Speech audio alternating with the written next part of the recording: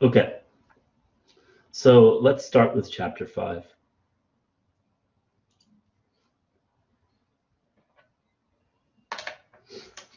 All right, so we know that roughly speaking, integrals correspond to areas underneath the curve, except if the curve happens to be below the x-axis, we consider the integral will give us a negative, so to speak, area, and above the x-axis, a curve will have a positive area.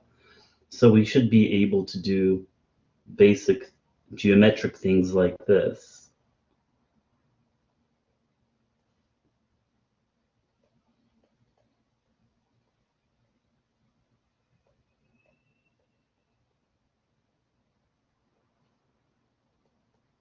Okay.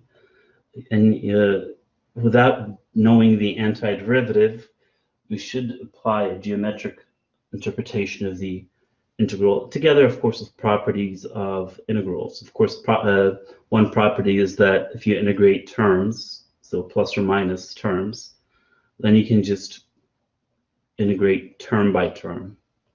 So we can split that up.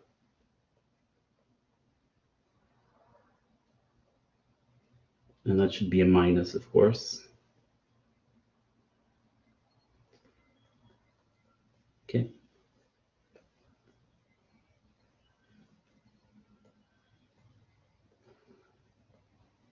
Okay. And so without doing any antiderivatives, we see that the first function we're integrating, f of x equals 2x, or the graph of that function is just a line of slope 2. And that's from 0 to 5. So we can interpret that as finding the area between 0 and 5 on the x-axis underneath this line of slope 2. Okay. So we know that that definite integral will just give us the area of this triangle. Okay. So that should be 1/2 the base length, which is 5, times the height, which would be given by the value of the function at the right endpoint, x equals 2. So the height is 2 times 5. Okay. Plus, and then we recognize this as a function. It's called g of x. And let's call the output variable y, and we see that if we just square both sides,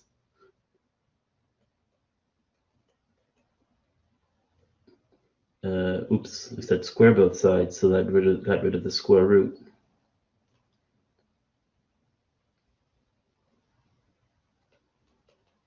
We recognize this equation as one that gives us a circle centered at the origin of radius 5.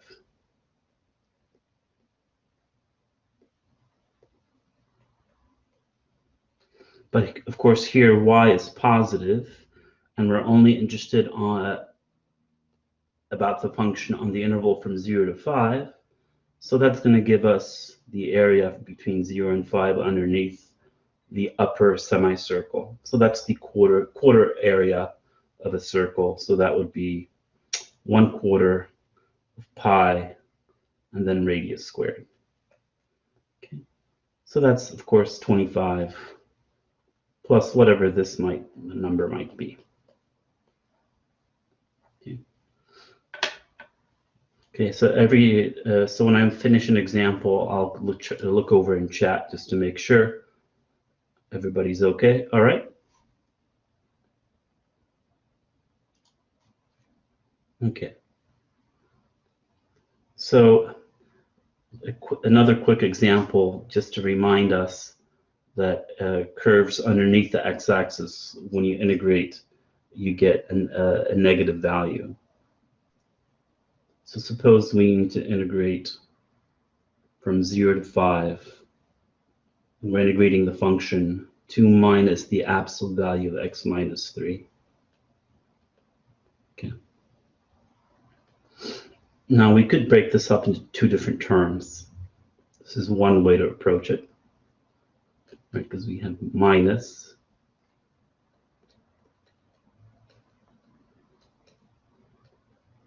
So we could do it this way and just do these two separately. We could also just take the integrand and realize that this is just the graph of the y equals the absolute value of x, but translated to the right by 3. And so this would be the graph of y equals the absolute value of x minus 3. Put a negative in front of that, and they just flips the whole business. Turns everything that was positive here into a negative.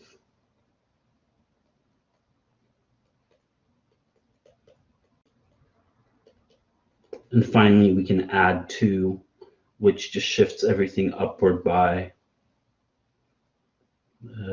2. So y equals 2 minus the absolute value of x minus 3. Okay. And we're looking at this function between 0 and 5. And it turns out that when x is 5, y is 0. Okay. And so then we would have some area that when we integrate between 0 and some number, we get a negative area because the graph is underneath the x-axis. And then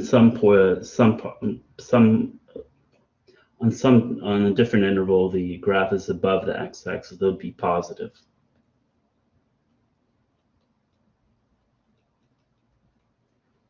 So if we were to do this integral geometrically, we would need to figure out where our graph intersects the x-axis besides at 5. Okay. So we would take our function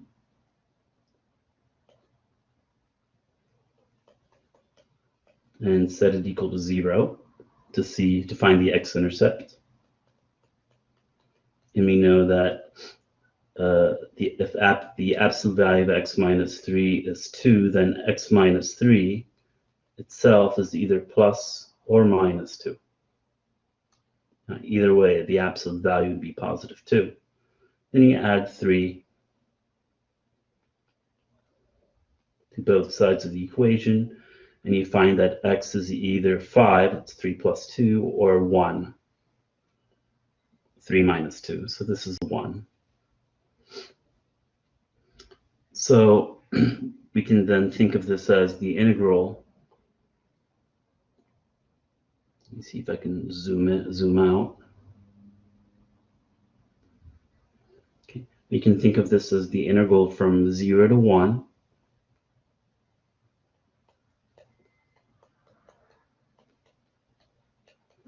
In which case we know that will give us the area of the negative of the area of that red triangle.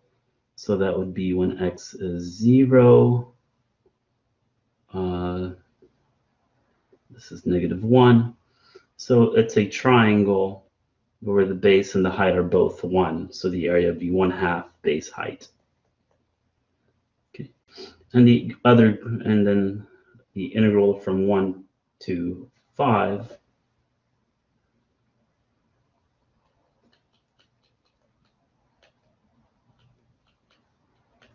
would give us the green area of the green triangle.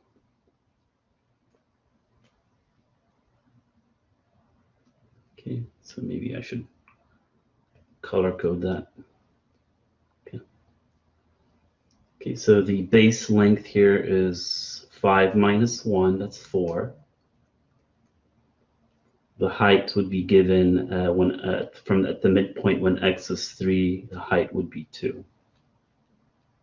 So the area of that triangle is positive 1/2 base times height. Okay. So the total value for that integral then would be negative 1/2 plus 4. So 3.5. So that kind of the basic idea from chapter or section 5.1. Okay.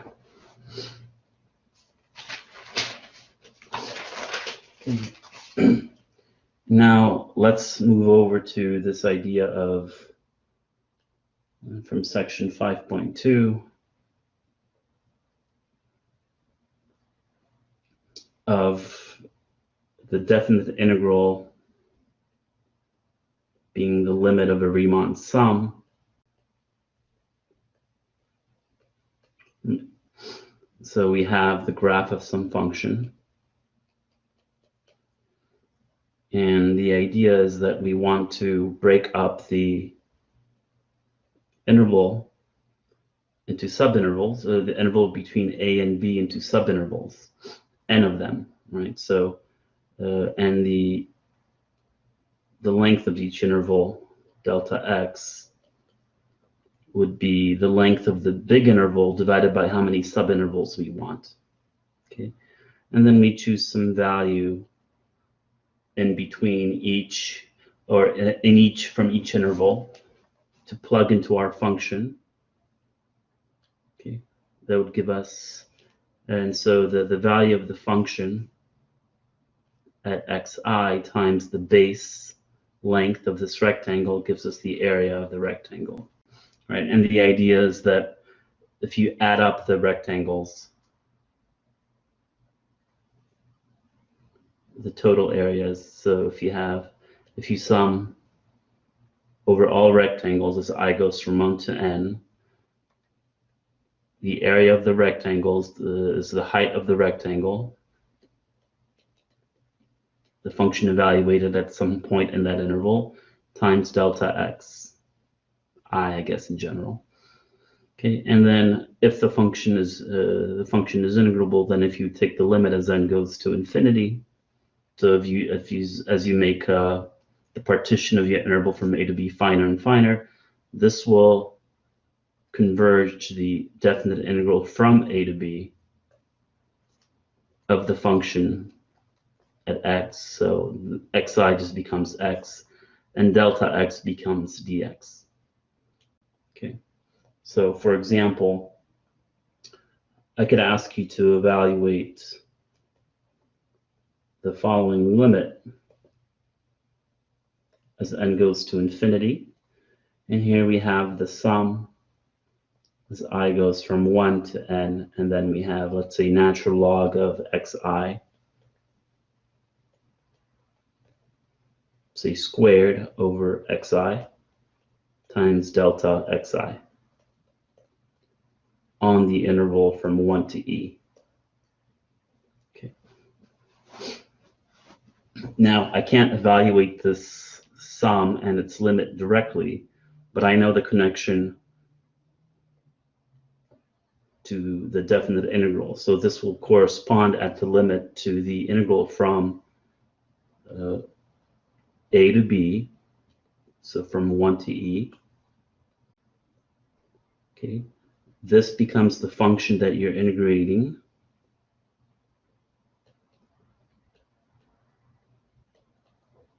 And the delta xi will become dx.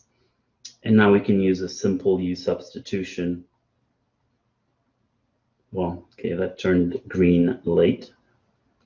Du is 1 over x dx. Okay, so okay, let's see. I'll just go ahead and change the bounds of integration now. When x equals 1, so that's that bound of integration is an x value. You see that u would be 0 because natural log of 1 is 0. And when x is e, then u is just the natural log of e, so 1. So the bounds of integration with respect to the new variable of integration u is from 0 to 1. And let's see, this is just u, so we get u squared. And 1 over x dx is du. Okay, he told me to use colors, and so I'm trying. Okay, So we find the antiderivative, and then we get 1/3 u cubed at the upper bound, okay, minus 1/3 u cubed at the lower bound. Okay, so we get 1/3. So we should be able to know the connection between a definite integral and then what it corresponds to as the limit as then goes to infinity of a Riemann sum. Okay.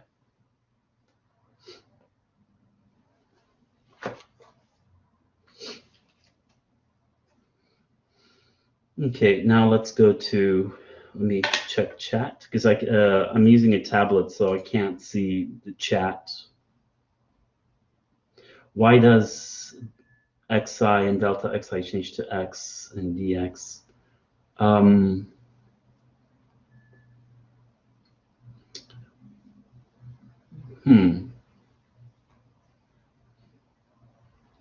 Well, because you think of this delta x as a small change in x, and that at the limit, the delta x changes into the differential dx, I guess.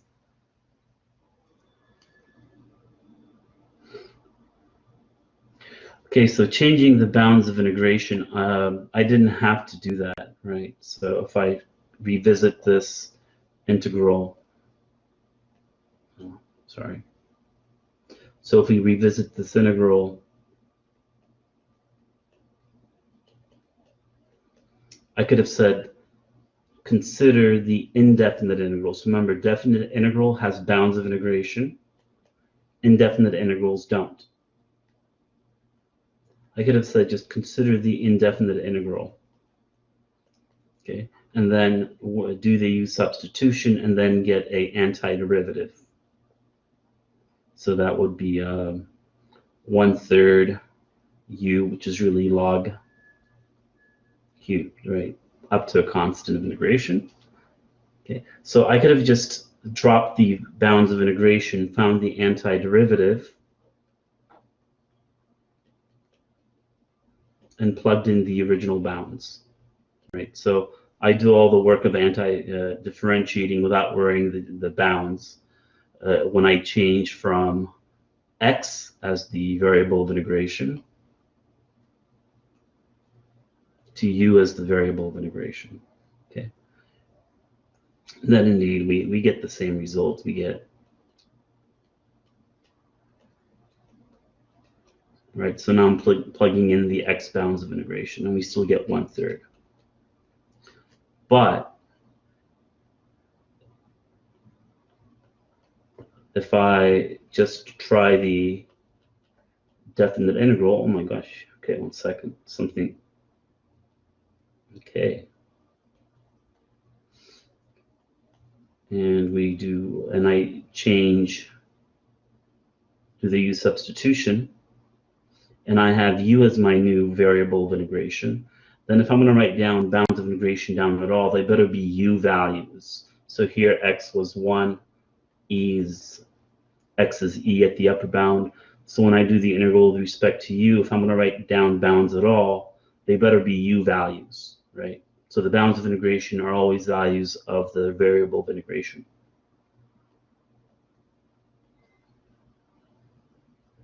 But I didn't need to do that. I could just found the antiderivative and just plugged in the original x bounds.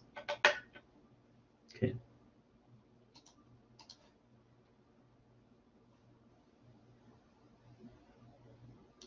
All right. So I guess this was example number, what was that, 3? Yeah. So now we want to move on to fundamental theorems of calculus, and there's several flavors. One of them has to do with the definite integral, and it's where if you're differentiating the derivative of, sorry, if you're anti-differentiating the derivative of some function between bounds, then what you get is just the function f, and then evaluated the upper bound and minus the function evaluate the lower bound.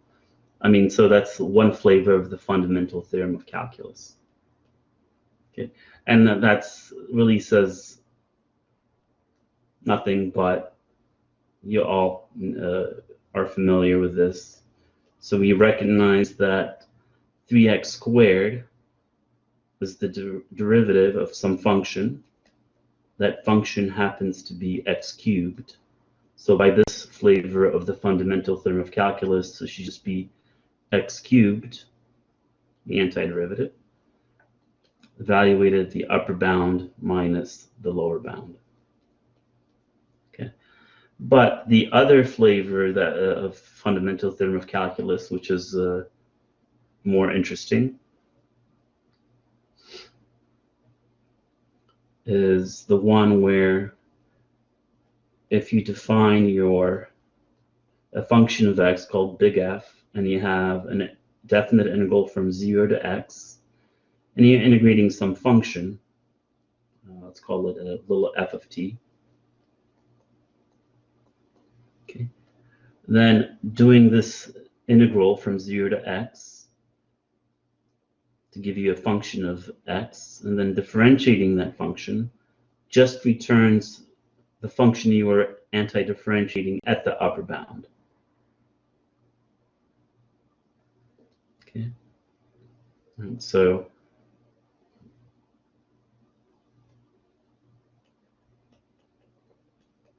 okay, as an example, if we integrate from 1 to x, and then this really could be anything, it doesn't really matter.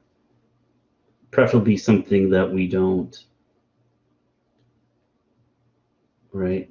So notice that x is already a bound of integration, so it cannot serve as the variable of integration, right? So we have to use a dummy variable. But they might ask you for the derivative of big F, and we know that differentiating the antiderivative just returns the thing you're just integrating. So you just plug in the upper bound into the function you're integrating. So replace t with x. And this works as long as the lower bound is constant. Okay, so how do they change this up? Well, suppose you have the integral. So there's only a couple ways they could change this up. You have the integral from x to 1. And you're integrating whatever mess they give you, it doesn't matter. And they ask you for the derivative of this antiderivative. Okay, if you have to make sure that it's the lower bound that's constant and it's the upper bound that's the function of x. So here you would first apply this fundamental property of definite integrals, right? If you change the bounds of integration, so you exchange a and b, you flip them, then the value of the integral changes by a factor of -1. Okay. So that's an important property. So I would first exchange the bounds of integration. So now I'm going to be, I would say this is the negative of the integral from 1 to x of whatever function they give you. Okay. So now when they ask you for f prime, you have this constant, this -1 that stays there, and then you plug in the upper bound into the function.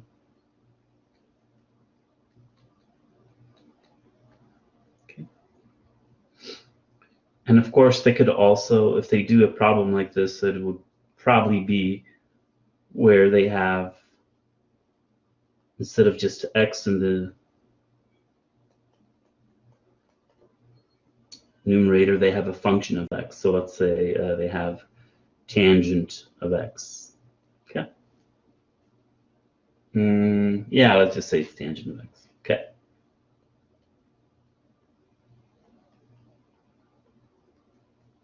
Okay.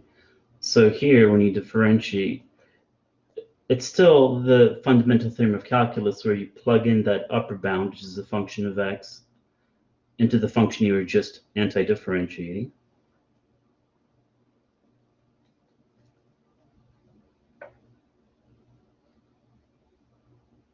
Okay, so t is replaced with tangent x. But you have to remember chain rule, because this is not simply x, but, well, you always apply the chain rule, multiply by the derivative of the upper bound. So then you multiply by the derivative of tangent, which is secant squared. Okay. And one last quick thing they could do is, let's say they have the integral from, say, x to the power 4 to x, right? Okay. Then you would want to split this up. Use properties of, you can split that up along, I guess, anything. So let's say 0. So just so you have a constant bound. So you integrate from x to the 4 to 0. Plus the integral from 0 to x. Okay, so to use this fundamental theorem of calculus properly, you want to have just one bound, which is a function of x. And the other bound should be constant. Okay, but now for the first integral, you would have to exchange the bounds. So you want to integrate from 0 to x to the 4. And that would change the value of the integral by a factor of -1. My bad.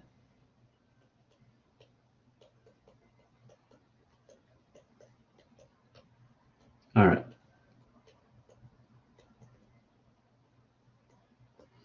And now, so this is your function of x defined as a definite integral. So now if they ask you to find the derivative of this, then you just plug in the upper bound into the function you're integrating, but multiply by the derivative of the upper bound always. Okay. Then plus, and then do the same thing over here. Plug in the upper bound for t, and then multiply by the derivative of the upper bound with respect to x. So the derivative of x with respect to x is just 1. So you kind of hope you get a problem like that on the exam. Okay. So fundamental theorem of calculus. If your function is defined as a definite integral where the upper bound is a function of x, then the derivative is just, well, the thing you were integrating, right? Differentiating the antiderivative. That kind of undoes, they kind of undo each other. Okay, I'm going to go ahead and check chat. For 4, how did you get x squared? It's supposed to be x cubed. Number 4. Okay, so maybe I made a mistake somewhere. Let me back up. Thank you. For number 4. Oh, I see it. Thank you. This should have been an x cubed. Exactly. Because this is a t cubed, right? So I'm just replacing t with x. That's right. All right. So now we also have definite integrals is giving you net change. So this especially comes up if you have, like, say you have position. Let's call it r of t. Let's see what example was number 7. Okay. So remember that if you have, let's call it r of t, so position. And then you have v of t, so this is velocity as a function of time. And then you have acceleration.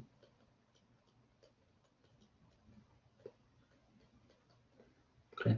We know that in physics, physics and calculus are, well, they come from the same roots, right?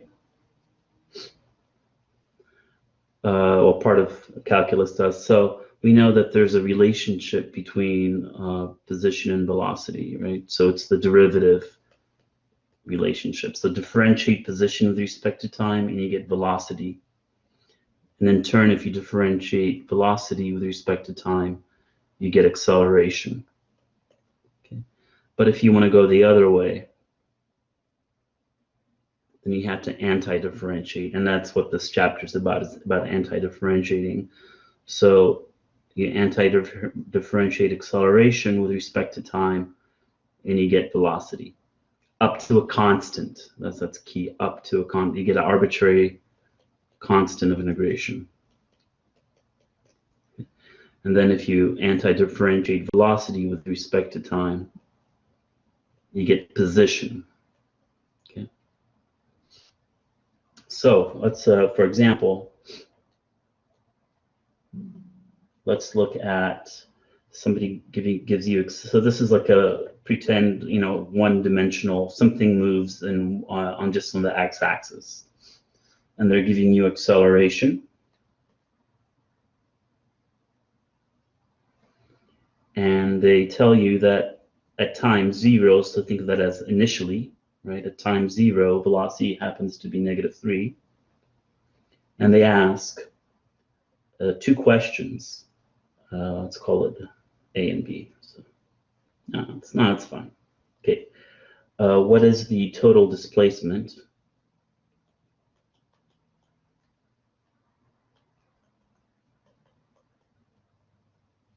Okay. So what is this displacement for as time goes from 2 to 4? And the second question they might ask is find distance traveled. Okay. As t goes from 2 to 4. Okay.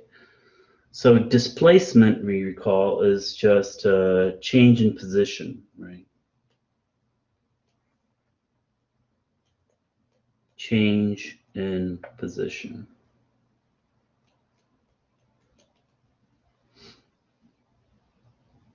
So net change in position. So and distance is how far you've gone. So we know that displacement and distance are not the same thing.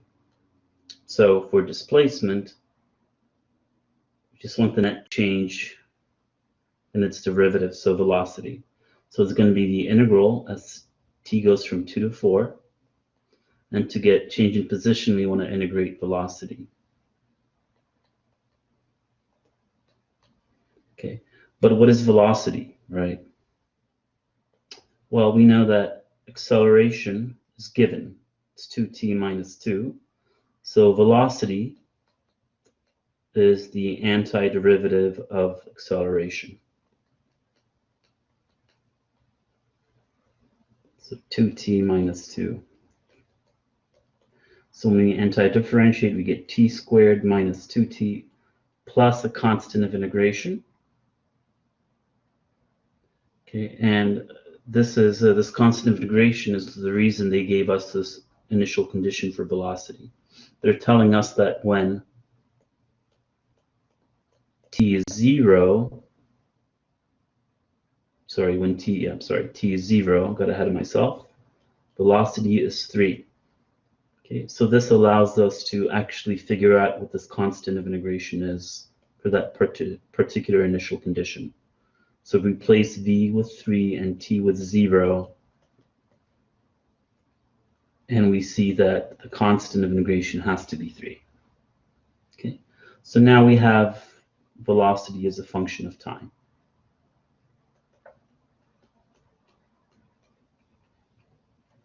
Okay.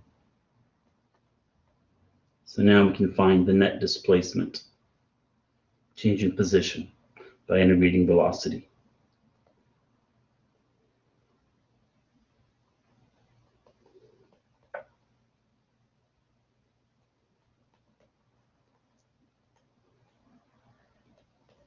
All right, so we anti-differentiate term by term, and we plug in the bounds. Okay. At the upper bound, 4 cubed is 64. T squared, that becomes 16, plus 12. So that's at the upper bound, and then minus the result at the lower bound. Okay. So whatever that turns out to be. Okay. But what's the, I guess the real lesson here that I wanted to remind is that distance is different than, distance is going to be speed times time, right? Except we're doing it in a calculus fashion, so we want distance. So how are speed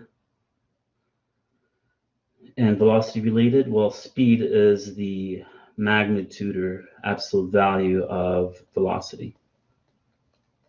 So to find distance, we need to integrate speed. So that's going to be the integral from 2 to 4, no longer of velocity, but rather speed, so the absolute value of velocity.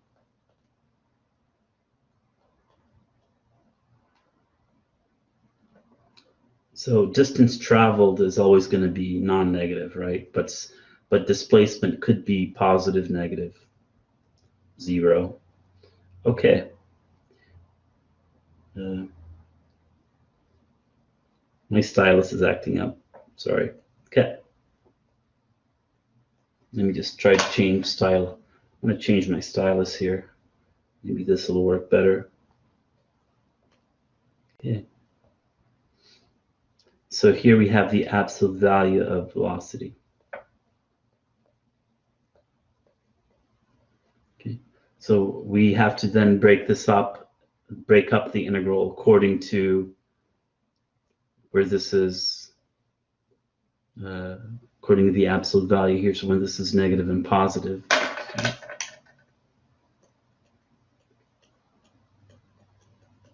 Okay. So notice we can factor this pretty nicely.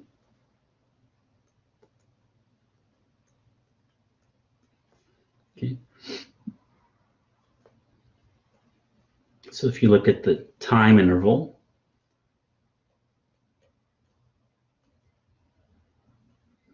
okay, we see that we're integrating from 2 to 4.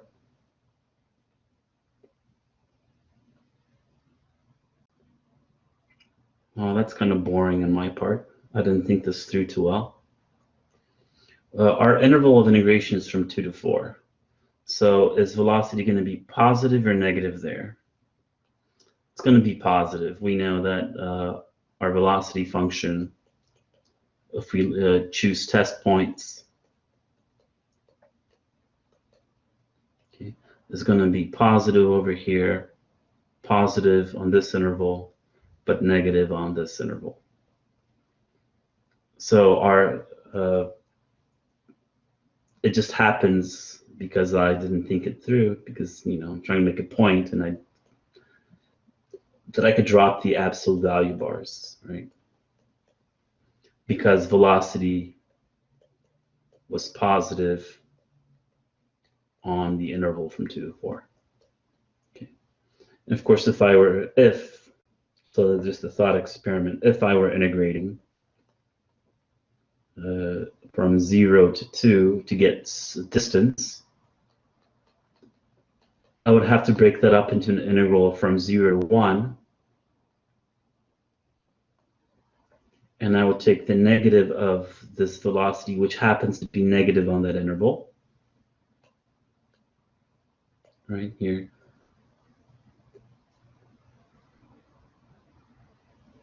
Okay. Our velocity could be negative. So you drop the absolute value bar, but you stick a negative in front of this quantity, which you know is negative. Then plus, you do an integral from 1 to 2.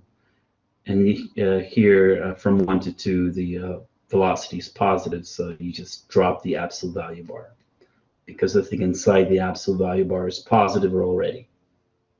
Okay. Okay. Anyway. Okay, so now we want to go through, well, let me check chat.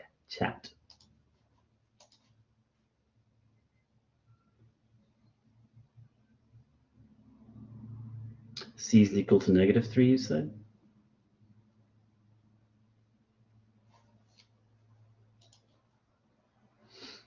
Oh,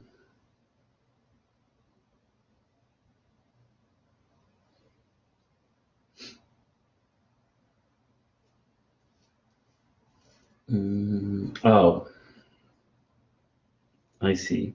So somebody in chat corrected me. This is supposed to be -3. Is it? Maybe that's the problem. Maybe it was designed to be -3 originally. I think that's the problem. Yeah, so that's where I messed up. The problem still works as it stands. But somebody knew somewhere that I meant to say that v at 0 is -3. So you might try that version of the problem. Okay, that's what's originally in my notes. So, okay, so then we have various ways of finding antiderivatives. So it's question 8.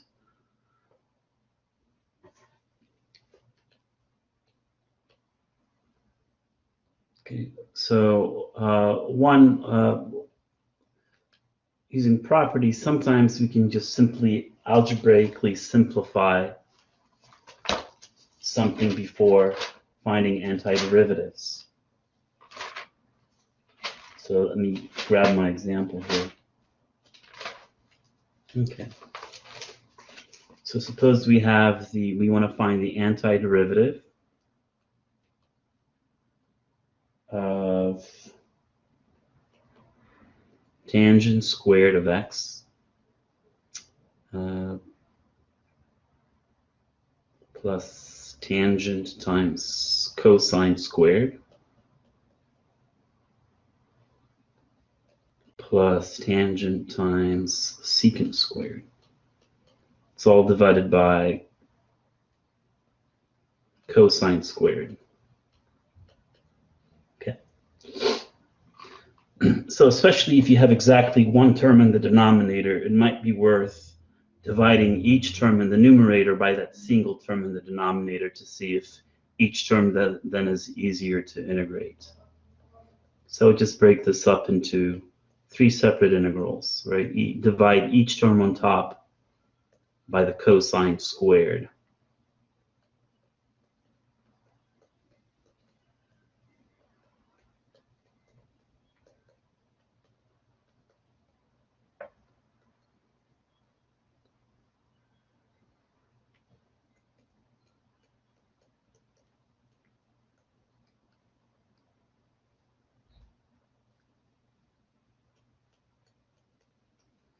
Okay, and then in the section where you talk about U-substitution or substitution rule, the idea is to identify factors in your integral which are related by a derivative, right?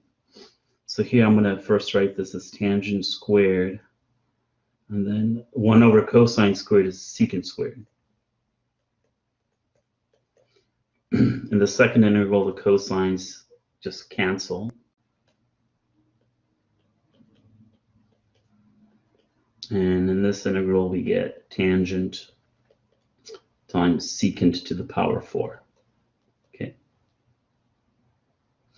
So we know that tangent and secant is somehow related by derivatives. So we know, as a reminder, that the derivative of tangent of x is secant squared. Okay. So that's going to be relevant for the first integral, because we can simply let u equal the tangent, and then we compute the differential du by differentiating tangent to get secant squared times dx, right? It's a differential. So we see that the tangent of x is replaced with u, and secant squared dx is equivalent to du. So the first integral, didn't mean to do that. The first integral, after the substitution, you get tangent squared becomes u squared, and secant squared x dx is du. So you get, when you compute the antiderivative, 1/3 of u cubed. and then you back substitute. U is really tangent.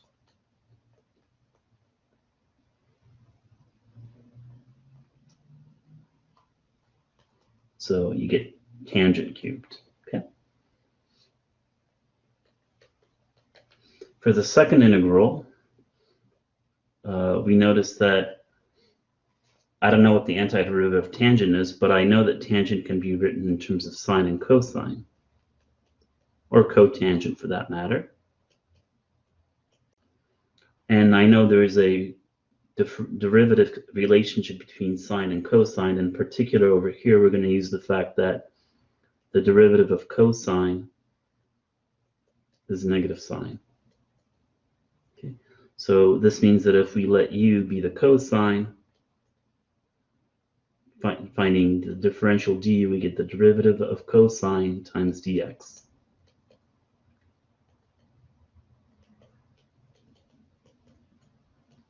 Okay, so sine x dx will be replaced with the negative of du, and cosine, it will be directly replaced with u. So we get, let's see, 1 over u times negative du. Okay, so we all recognize this as the antiderivative of 1 over u is natural log of the absolute value of u. Oops, I forgot my constant of integration. Oh yeah, I'm glad I already took this class and passed, by the way. So, okay. So, and then back substitute. U is really cosine. Okay, and this can you sometimes see written as log of secant x. Okay.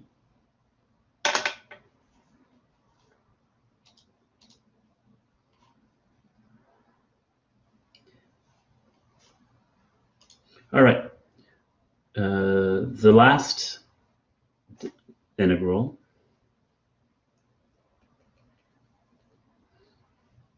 we don't have, right, we still have a tangent and a secant as we did before. But this time, maybe we can take advantage of the fact that the derivative of secant of x is secant x tangent x, right? So what we could do for the third integral is actually write this as secant cubed, and then break off a factor of secant together with this tangent, and we recognize that this thing will be the derivative of secant. Right, so that suggests our U-substitution, where U would be the secant, and that's supposed to be in blue, but whatever. Okay. And you then again find the differential du, so we get secant tangent. So this becomes more difficult because you have to kind of know to look for a factor and then the derivative of that factor to get a substitution going. Okay, so we get secant cubed, and then this thing becomes du. All right. Anyway, we anti-differentiate up to a constant, and then back substitute. So u is really secant.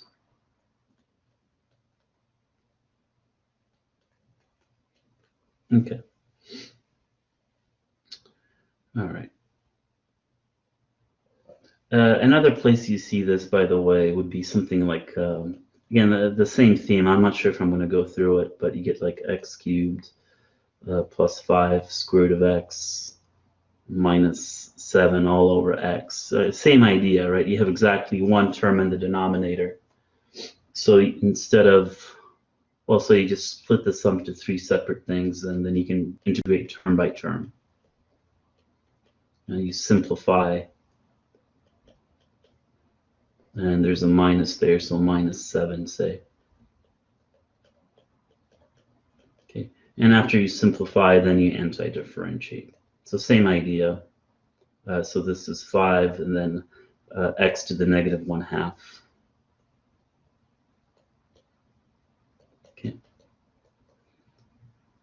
So you'd get a third of x cubed plus a new power rule for antiderivatives, right? We all know and love this one. You add 1 to the old power and divide by that new power that you get.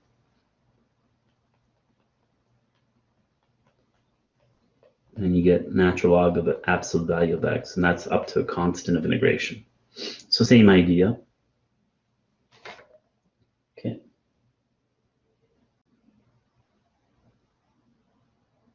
All right.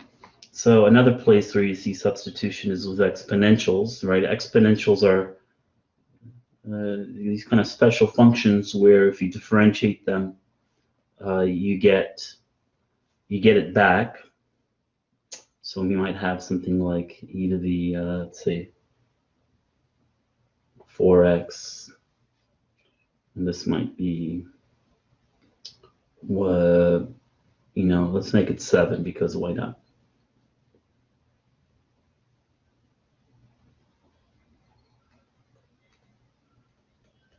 Say cubed, right? All right. Let's say as opposed to, yeah, let's do 2 of these.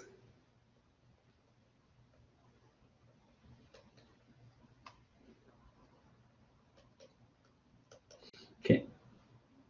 So over here, you notice that E is special, and because when you differentiate, you get it back. And then if you have a constant, when you differentiate that, you get 0. So you can always let U be. You can let U be. You attempt letting U be the more complicated thing, right? So we can let U be equal to 7 minus e to the 4x. And then finding d, we differentiate the constant to get 0, and the derivative of e to the 4x is 4 times e to the 4x. That's our differential. Okay, so we just try, right? And this will be u, and this will be equal to negative 1/4 of du.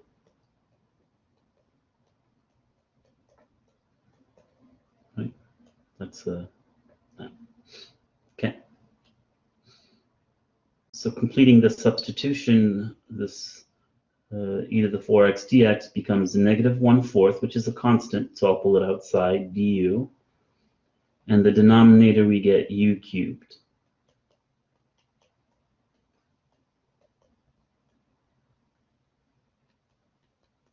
And then we anti-differentiate using the power rule. So add 1 to the old power to get the new power and divide by the new power. Up to a constant of integration because that's an indefinite integral. So we get 1/8, 1 over u squared, back substituting. U is really this mess, right? Okay. Right, so with exponentials, you kind of know that if you you want to see another one there if you're going to use U-substitution. Sometimes, right, like e to the 8x is not the same thing as e to the 4x, but they are obviously related because e to the 4x squared is e to the 8x. So this time, we would simply attempt letting u equal e to the 4x. Well, again.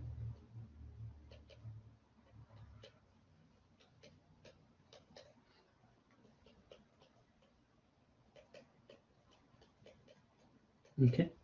So the numerator here, e to the 4x dx, we see is equal to 1/4 of du. And here we have u. So after the change of variable here, we get du over 1 plus u squared. And we should recognize that as the antiderivative of that is arctangent of u. And after back substituting, we're done. And I could have made it more fun, I guess, if I had bounds of integration, but okay.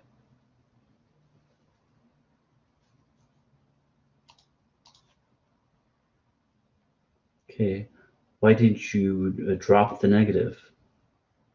Where did I drop the negative? Example 11?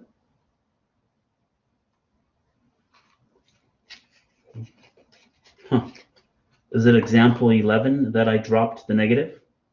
Oh, okay. 9. Oh, that was way back. Okay. Double check. So.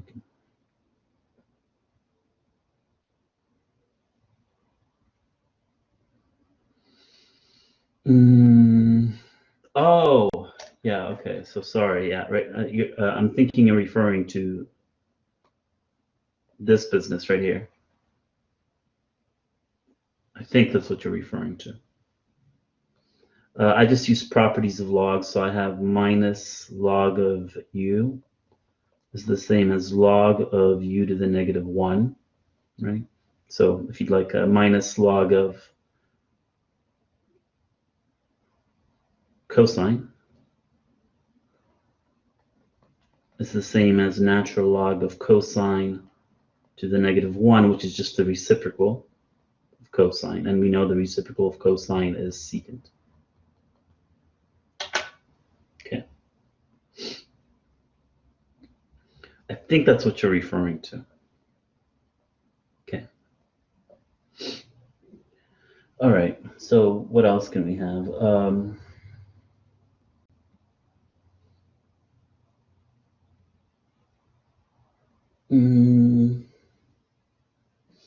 All right. So maybe be prepared for. Okay. We already know.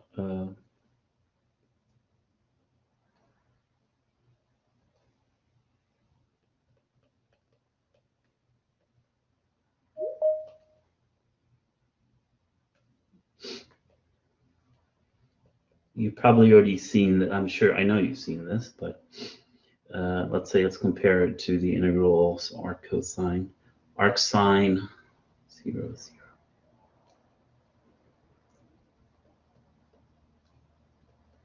Okay. So if I wanted to design a problem where I use U-substitution using arc sine, what would I need to see inside the integral? What's the derivative of arc sine of x? Is it, believe it or not, I could be wrong. I don't know. I think it's this, right? So I would need to see that. Okay.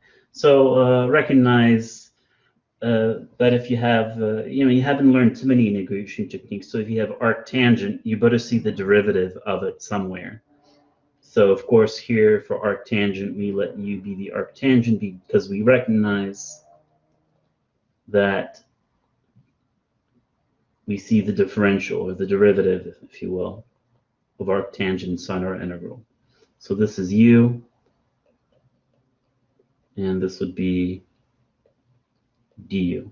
So this is actually a very simple. I'm gonna do what you recommended, I guess. I'm gonna ignore the bounds of integration, and I get the integral of u du. That's 1/2 u squared, and we have some bounds of integration. And only after I replace u with the original, what it is in terms of the original variable x, then I can plug in the original bounds of integration. So you get arctangent of 1, I believe, is pi over 4, minus at the lower bound arctangent of 0 is 0. And then if you have arc sine, right, you know that you better see the derivative of it. Okay, so it's exactly the same idea, right? If you see an arc sine, then if you have a chance of integrating the techniques you've learned so far, you better see the derivative of arc sine in there. Dx, sorry. Come on. Okay. So this is u, and this is du. So I won't go through that one, but well, okay. You see what's going on here.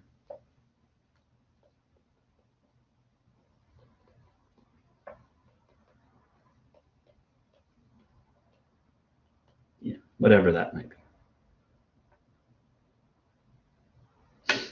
Okay.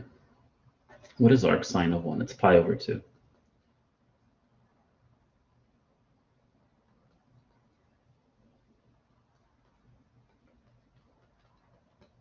All right.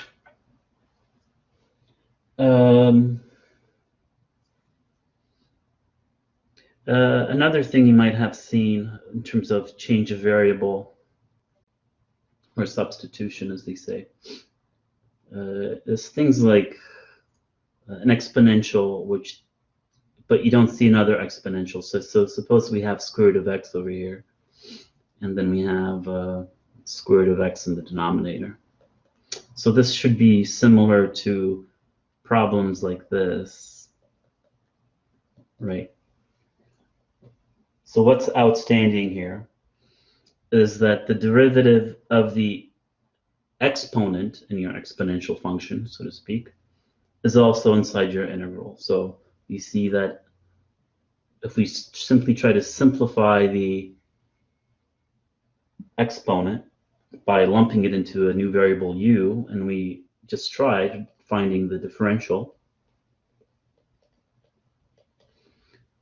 we see that a multiple of that differential at least inside the integral. So you have dx over root x is 2 times du, and this is just u. So then you complete the substitution. You get e to the u times 2 times du, right? 2 du. And then we now all know the antiderivative of e to the u is just itself. And then you back substitute. So that's very similar to what we have here, right? You have 1 over x.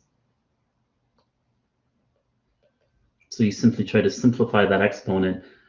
And by the way, there's always that trick of just adding a constant, right? So if I had 1 over x plus 7, okay, it doesn't matter, right? Because if you have a constant, when you differentiate, it just goes away.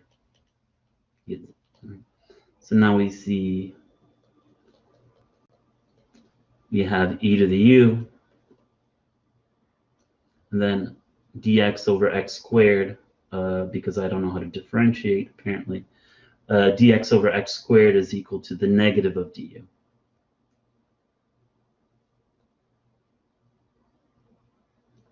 Okay, so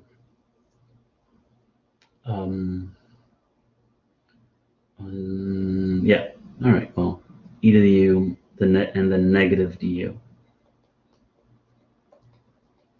And back substitute. Okay, so kind of similar idea there, those two integrals.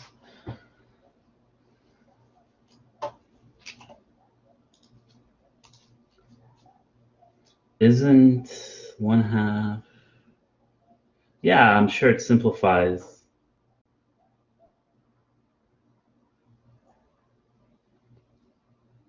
Oh, I see what you're saying. Yeah. Thank you again, the very vigilant student. It's 4 squared. 16 times 2 should be 32. Thank you. Okay. All right. 1 second.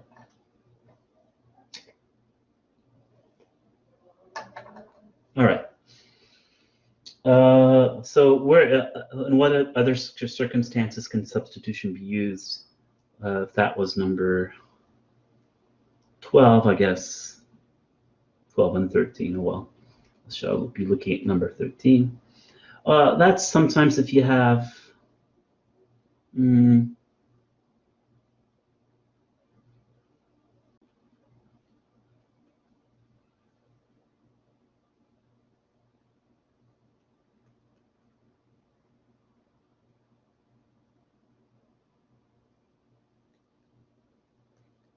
okay.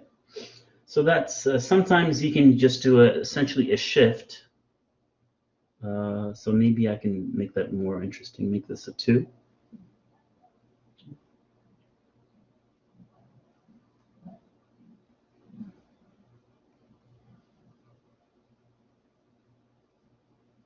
So let's make that from 0 to I guess 12. So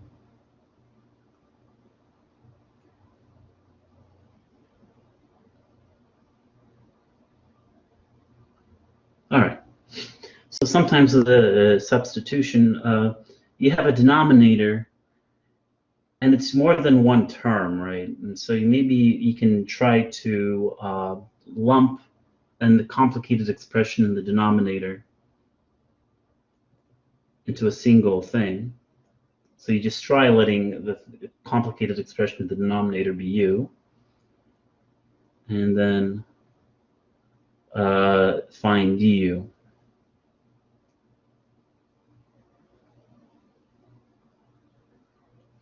Ooh, I don't think I could. I think I kind of messed you up there. 1 second. Sorry about this. This is I shouldn't be cooking up examples on the go. So 1 second. Let me just look at my notes. Okay.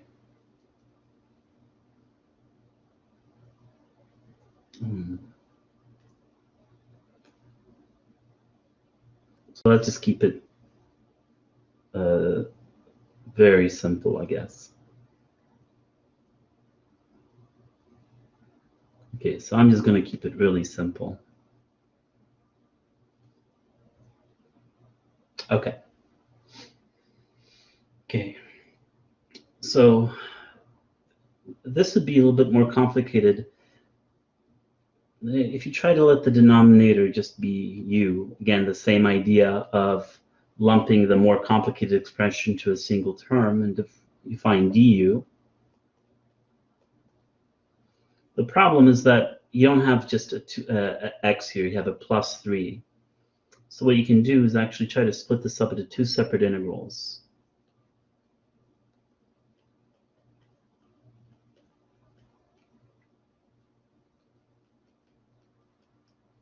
Okay, so I took the x plus 3, right, and wrote that as x divided by that denominator plus 3 divided by that same denominator.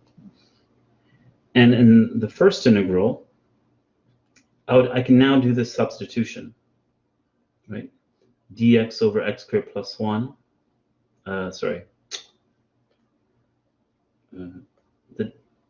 This is u.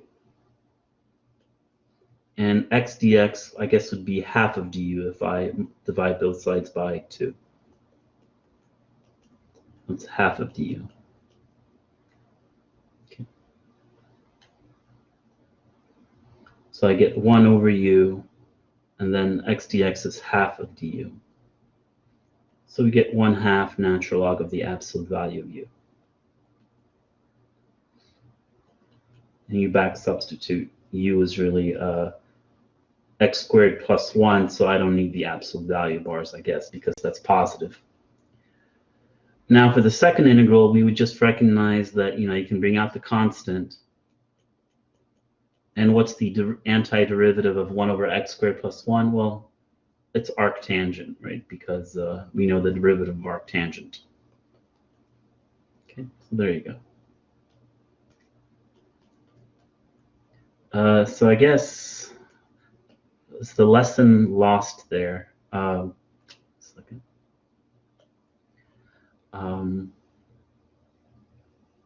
that's from 0 to 1. I forgot about that. But I guess the lesson I was trying to have is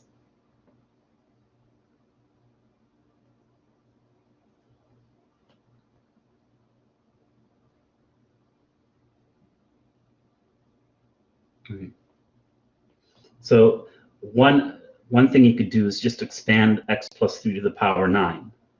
Okay, that's not that hard. You have binomial expansion and all that. But if you have something a little bit more complicated raised to some funky power, the idea there is just to lump that thing that's underneath that funky power into a single term, right? So you're just going to lump this into a u, quickly find du, and there we go. Right? We get 3 u to the power 9, and dx is equal to du in this case. Now this is very simple to anti-differentiate.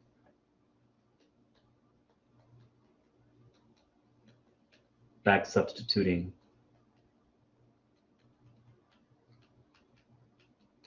You get our result without expanding x plus 3 to the power 9. Okay.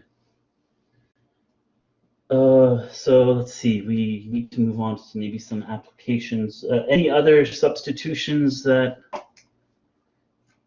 any antiderivatives or substitutions that you've seen come across? Okay.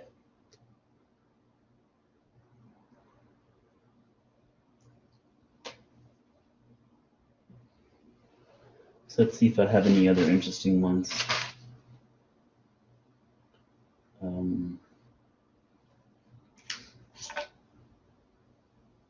Not really. They're all interesting, equally interesting. So let's see. Oh yeah, I guess I should mention log, right? If you have some function of log and you want to do a substitution where you use the log, it's just what you need to see in your integral is a 1 over x. Okay.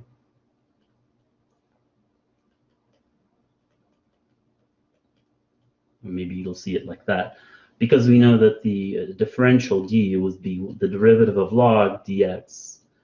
So if you're going to do a U-Substitution with an integral involving log, you better see 1 over x in there, right? Okay. So for example, let's say we have log of 5x cubed divided by x, right? I could make this any function, really, right? That's I could just as easily say that this is sine of log of 5x, any function of x. It doesn't matter. Okay, so here I made it a little bit more complicated because I have this 5x, but we all know and love the properties of logs. So log of a product is the sum of the logs of the two factors.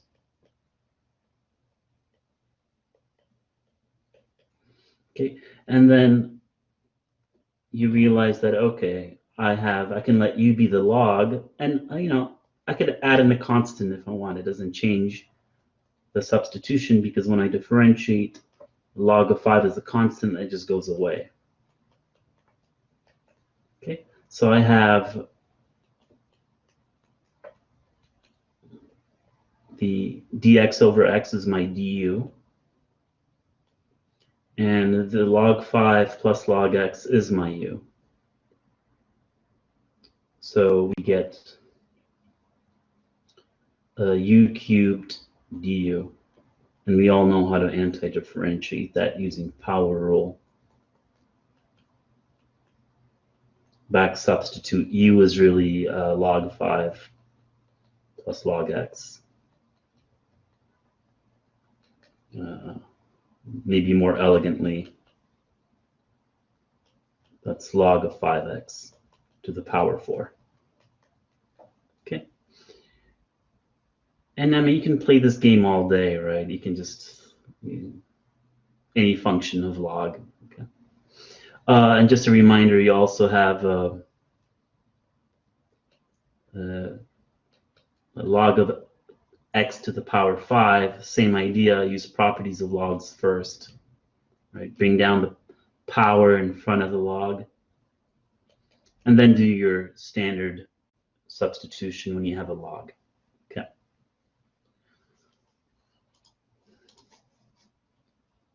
All right. So I did that. Okay. So what's the next section then?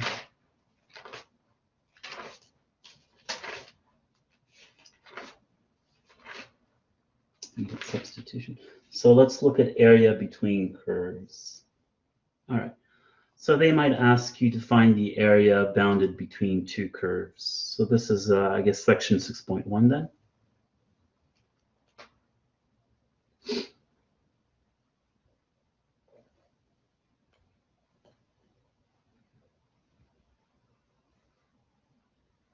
So area between curves.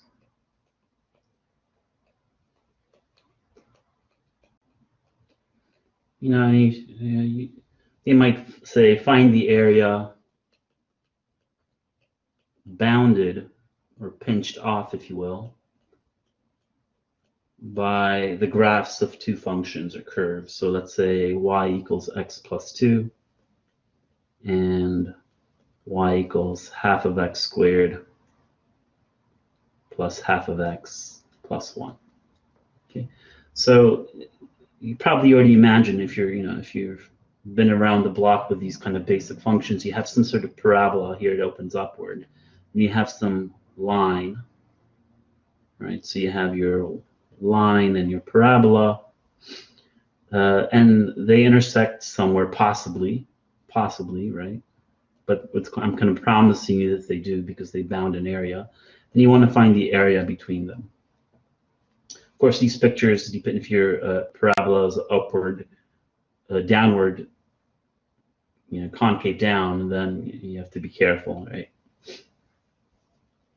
But so when we want to find the area that's bounded by curves, we got to first find where these curves intersect, unless they already stated that. So we want to set these equal to one another. So you take the line, and you want to know where it intersects the parabola. So you find where they intersect, right? Okay, so that's easy enough. Bring everything to one side.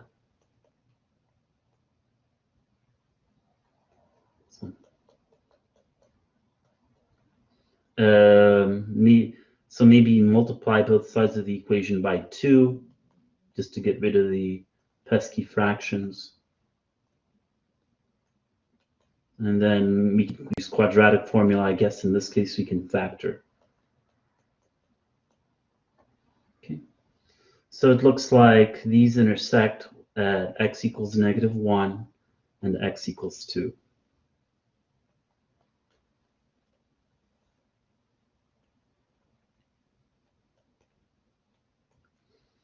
Okay, so when x equals -1, that's 1.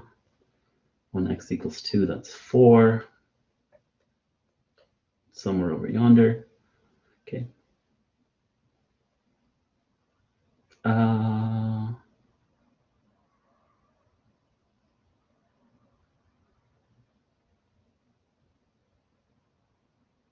Okay.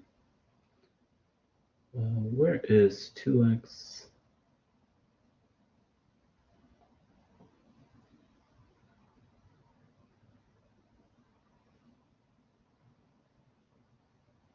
Is that right?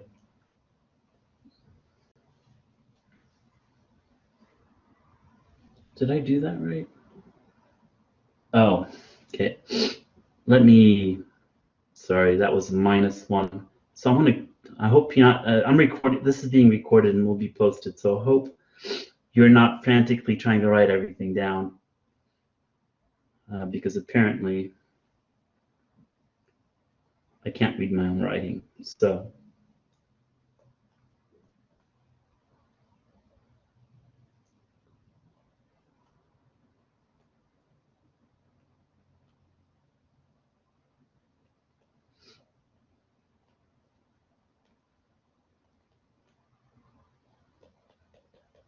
Okay.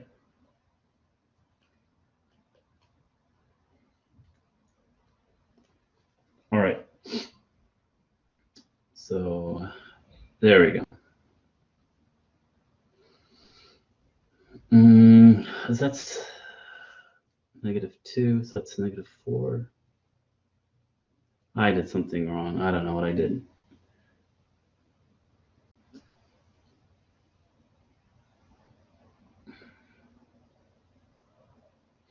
Okay, what did I do?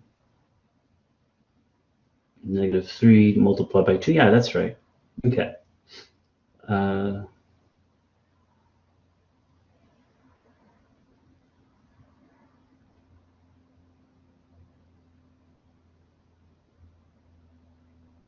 Okay, subtract 2, multiply by 2.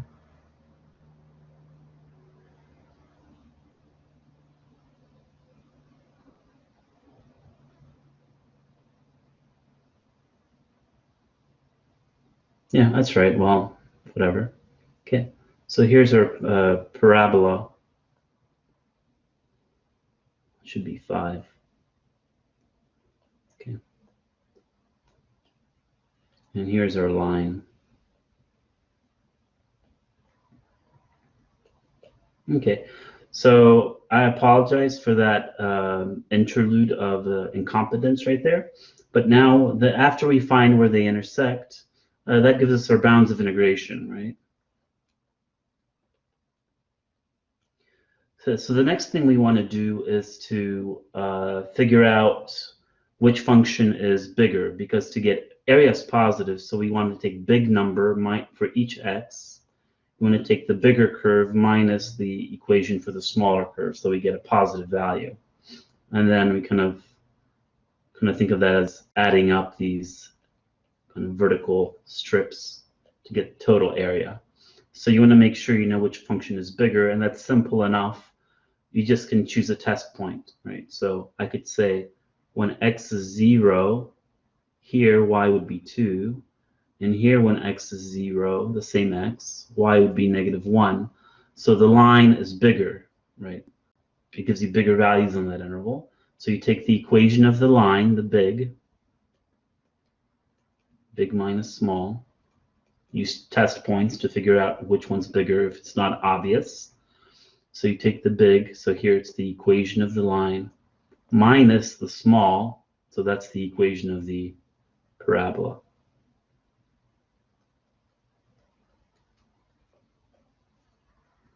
So big minus small.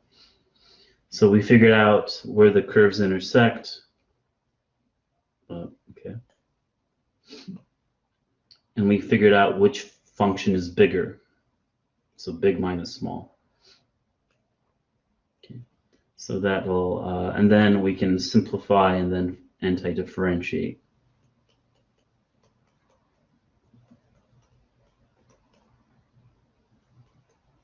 So I just took the difference, and I'm just going to anti-differentiate term by term.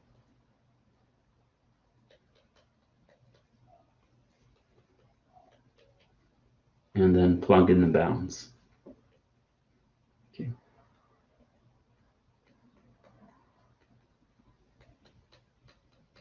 So that's our antiderivative at the upper bound minus at the lower bound.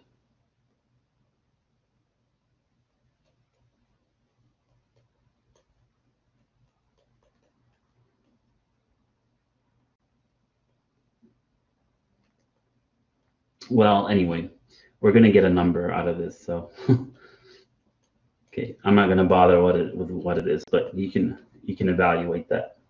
Okay. All right. Now let's compare this to a similar question, but they won't say just the area bounded by two curves, but maybe the area between two curves on an interval, right? So so this would be, if that was example 16, I believe. I'm trying to number these from I erased it. Yeah, that was 16. This next example will be number 17.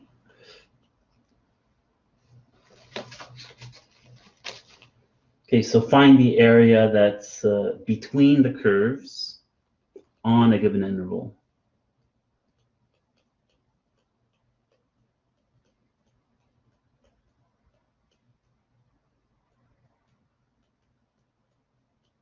Okay, so these the endpoints of the interval are going to be bounds of integration, but it's possible that the curves intersect somewhere, even more than once, right? Here I just drew them intersecting once. But if they intersect, it's possible that they switch position, right?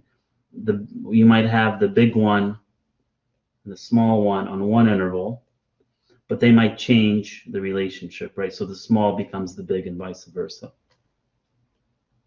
Okay.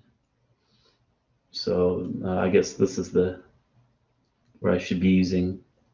Some they might change roles, like who's on top there. Okay. So because of that possibility, we have to see if those curves intersect in that given interval between A and B. Okay. So let's do a quick example. So find the area between the two curves, 4 minus x squared and y equals a third of x plus 2 squared. On the interval, let's say from -2 to 2. Okay. Okay. So the area between the curves on a given interval. So these are definitely bounds of integration. But we first have to see if our curves intersect on that given interval. So we set them equal to one another. And then I'm going to multiply both sides by 3. And then we'll get another quadratic. We can solve for x. So bring everything to one side, leaving 0 on the left, say. I guess we can divide by 4. Okay. And again, I left it as being factorable, so. Okay. Right, so these two curves intersect at 2 points, x equals -2 and x equals 1. So what it looks like to me is that we have these two parabolas. They intersect at -2 and 1. And now one of them is upside down.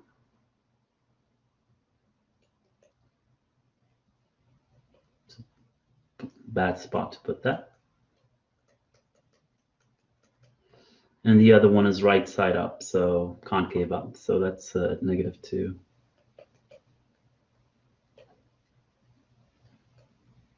Okay. So visually, we see that the upside down parabola is bigger on the interval from 1 to 2. And that should be a 1. Okay. But they switch positions here. All right. But at least we see that 1 is inside our interval. So 1 is in the interval from -2 to 2. Okay. So this means that and -2 is one of the is the left endpoint here. So we're going to have one integral from -2 to 1. Okay, and then the bigger function is the upside down parabola. Then minus the smaller function, which is the concave up parabola.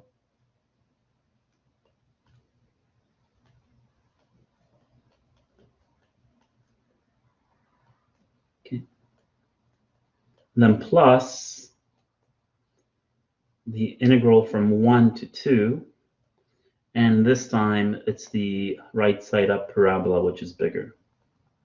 So that's big, and then upside down parabola is smaller, so minus small. Okay. Okay, so area between two curves, check whether they intersect on that interval, and if they do, check which function is bigger. You know, break up your integral according to those subintervals, and always have big minus small. Okay, and I'll just set that one up, I guess. Let me check cat. Where are these questions from? Well, I either made them up or I looked at past material, past homework, past reviews.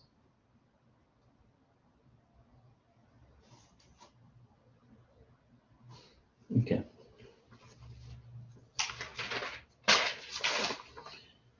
All right, so then you have using integrals to find volumes. So that's like section 6.2 and 6.3. Okay. 17, so I guess I'm on to 18. So let's see. Dang it. Okay.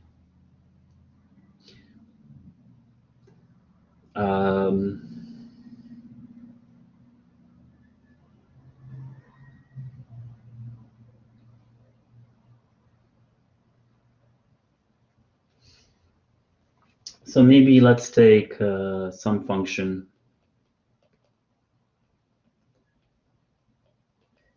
Look at that curve.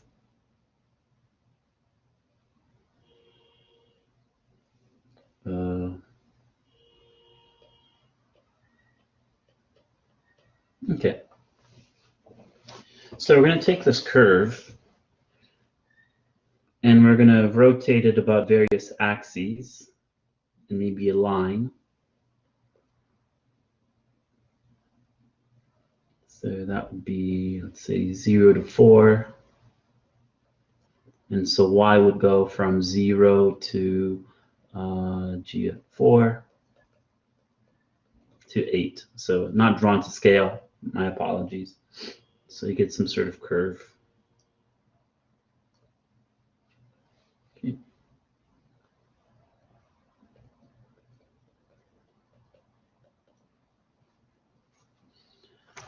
All right, so here we're going to be talking about the volume you get, volume of revolution.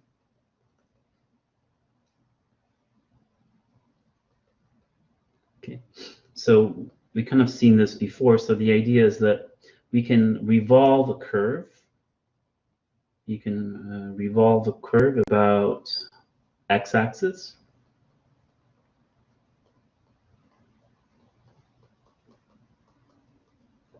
Okay, or the y-axis, right? Okay, so if you revolve a curve about the x-axis, we can draw the picture. We take this curve and you can rotate it about the x-axis.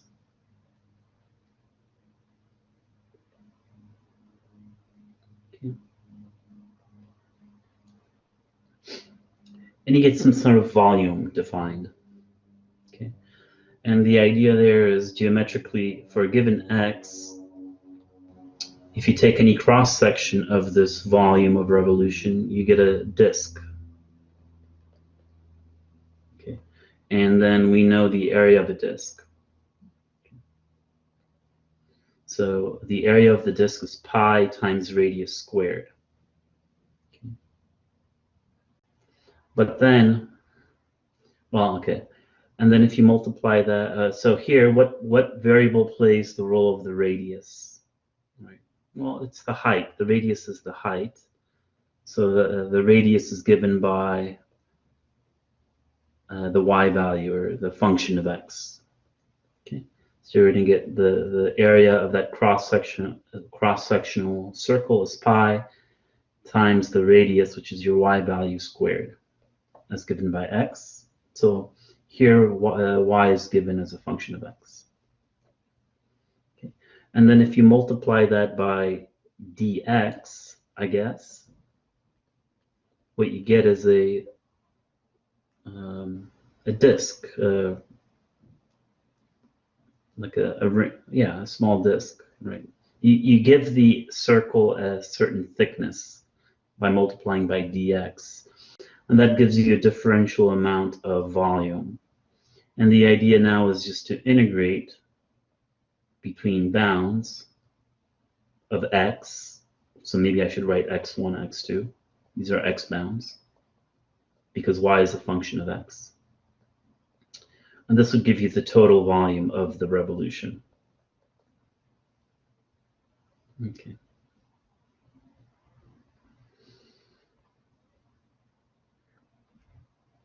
Okay, so maybe I'll create a little table to summarize all the different things we can do, but here, let's just do it. So here the integral is with respect to x, as x goes from 0 to 4.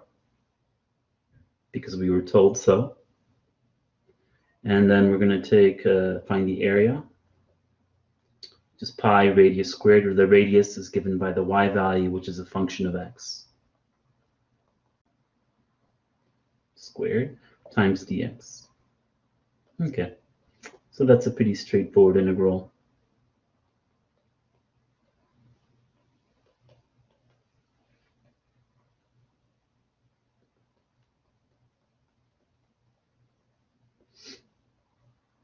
All right, so we get 64 pi. Okay. Now you can take the same curve. So let's do number 18. I'll summarize this in a second in a little table that might or might not be helpful to you. Okay. So you take the same curve. Let's write it like this. But this time you're going to, and then x is between 0 and 4.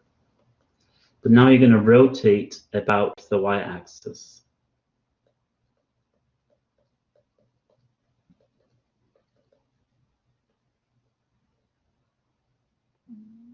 Okay.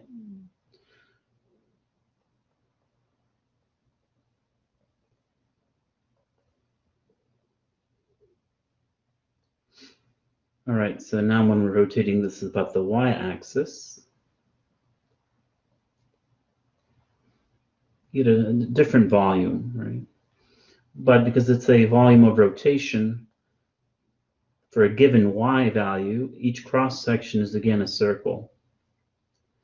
Okay, but this time the radius is played by, you draw the radius by going, out horizontally, so in the x direction. So here the radius is played by the x variable. So the area of such a circle is pi radius squared.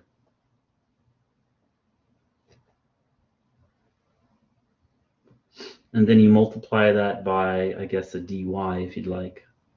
Right, you need to multiply by a change in y to get like a little volume. So that's like dy.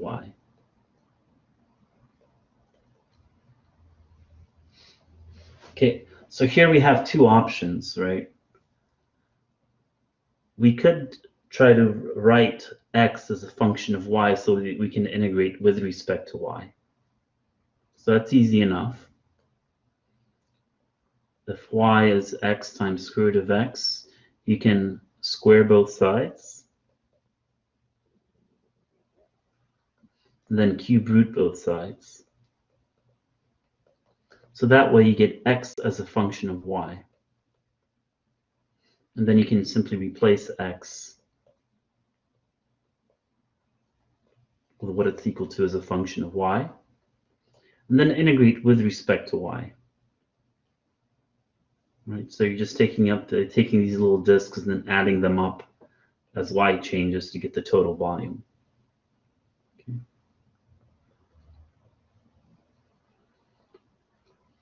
Okay. So that's like again power rule for integrals here.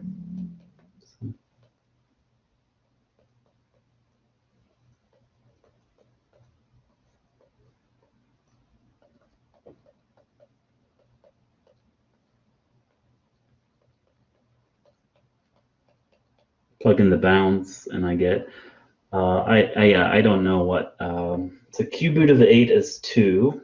Let me just figure that out real quick. So cube root of 8 is 2, and 2 to the 7. Anybody likes binary? What's 2 to the 7? So 32, 64, 128.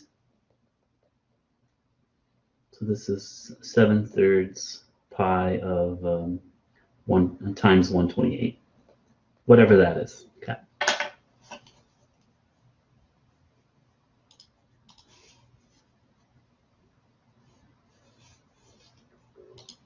All right. All right. Now, the other option would have been to, since y was given as a function of x originally, you could have just said that this is the integral, and you have pi x squared, and y is a function of x. So you could easily, so you could easily compute the differential dy. That's confusing, but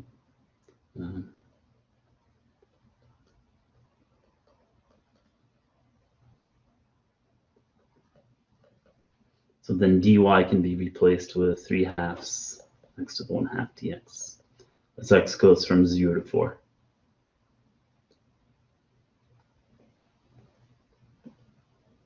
All right. So that could have been, that's an alternative. Okay. So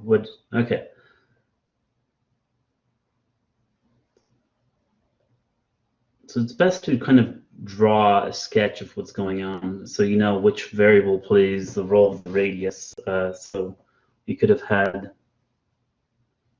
okay, so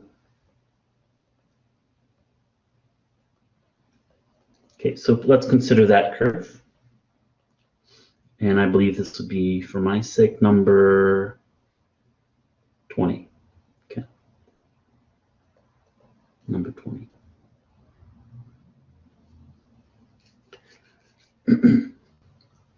So we all know what this curve looks like. It's a square root function. Okay.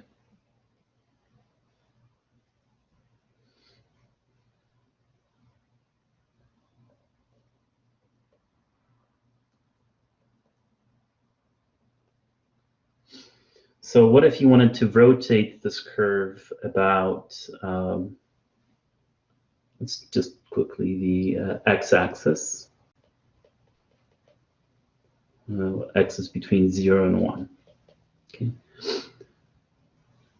So it's exactly the same problem as before.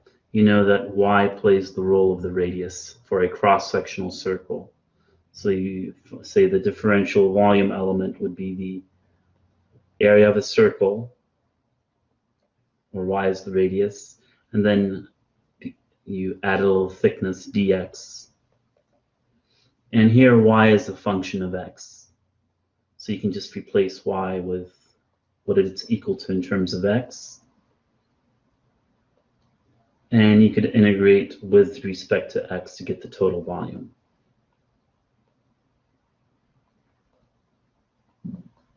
Okay, and that's a simple enough antiderivative. So the area is 27 pi's. Okay.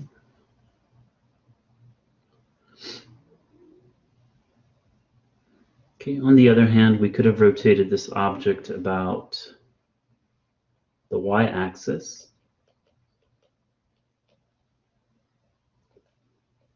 So let's examine this, really the same problem as before. So this time a cross-sectional area is a disk with the radius is played by the x variable. So your differential volume element would be pi x squared. And then when you're rotating about the y-axis, the little thickness to give you a nice disk is dy. Okay. And here you have two choices, because y is a function of x. You could instead solve for x as a function of y.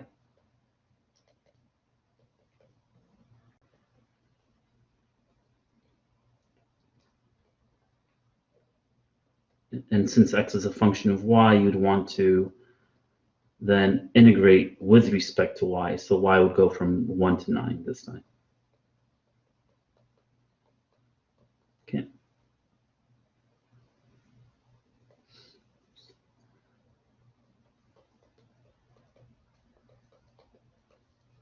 So sorry, 0 to 9, I apologize.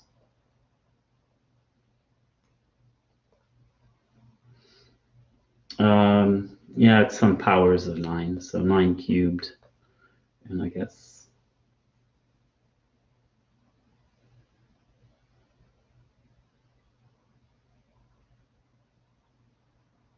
3.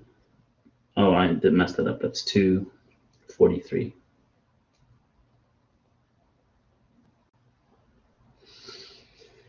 Oh, okay. And I'm sure this simplifies greatly, right? Okay. And the other option was to just compute, because y was originally given as a function of y, just compute the differential dy and substitute that in right here.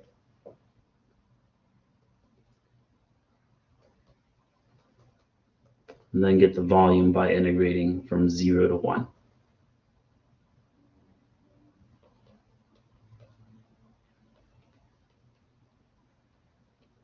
Okay, and we should get the same thing. Okay. But we could have also, they could have asked us instead to like rotate about a line that's neither the x nor the y axis. So how do you deal with that?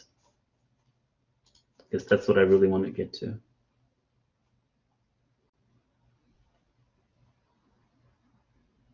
I see two people looking at a mistake somewhere, it looks like. Oh, yeah, I see. Good call once again. So some students are pointing out that I made a mistake right here. This is square root of x squared, so that should have just been 80x, right? Which, so that would give us 81 pi over 2 x squared from 0 to 1. So thank you very much for catching that. Okay. 81 pi over 2 will be our volume.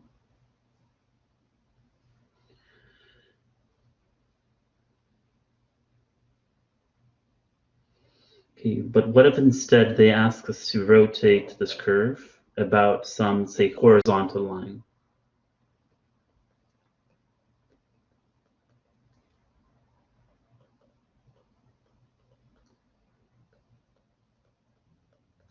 Y equals 2.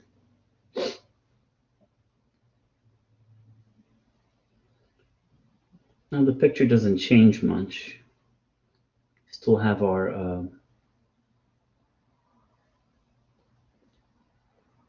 again, x is between 0 and 1. Okay, but this time you take the horizontal line y equals 2, and we're rotating our curve about that. So it's not drawn very well. Oops. At all, because it's not drawn to scale, so it's going to look really, really bad, but okay.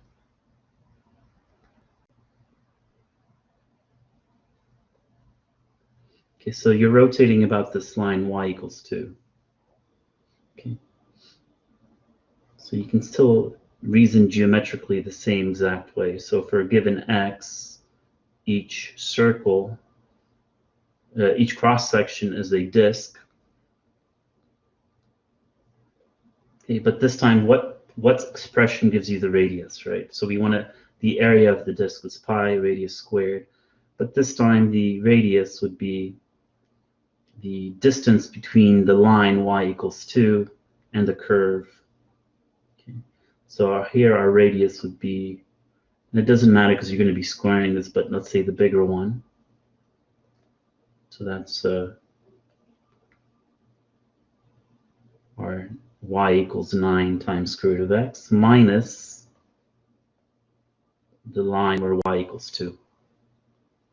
So that would be our radius. So the area of the circle would be given by this expression. And then you would multiply this by a little thickness dx to get a nice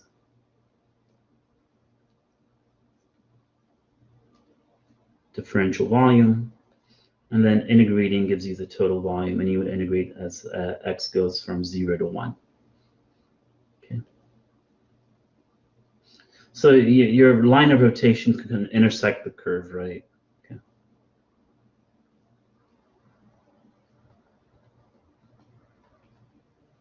same geometric argument. Okay.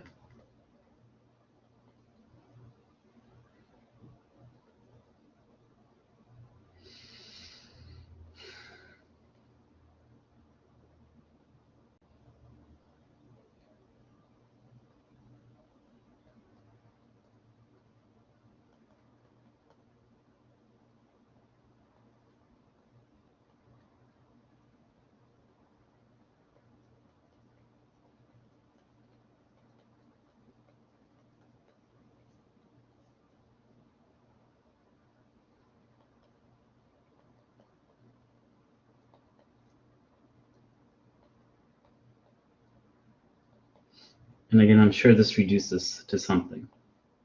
Okay.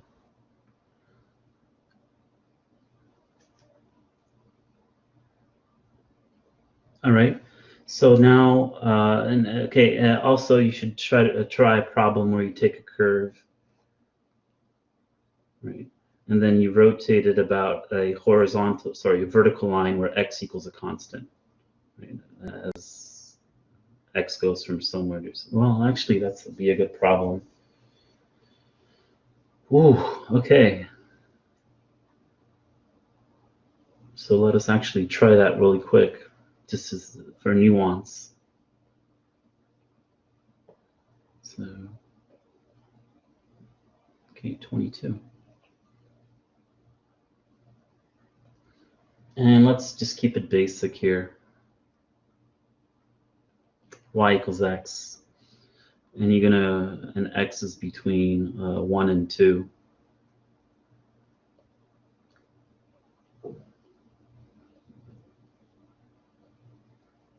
And you're going to rotate about the line x equals 3.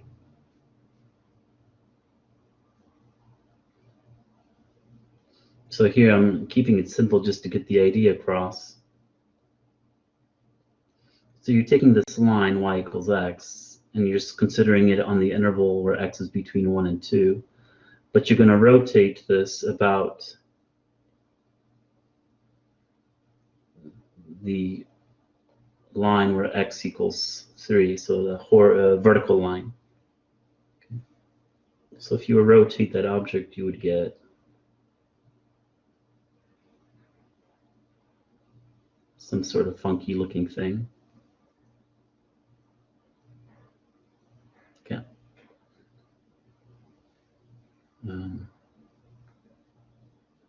There you go. Terrible picture.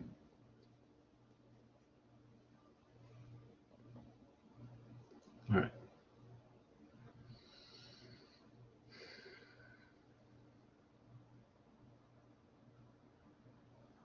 So in fact, wouldn't the next method be easier? Okay, let me return to this problem because here we should, you did section 6.3, correct? I saw it as part of your exam, so.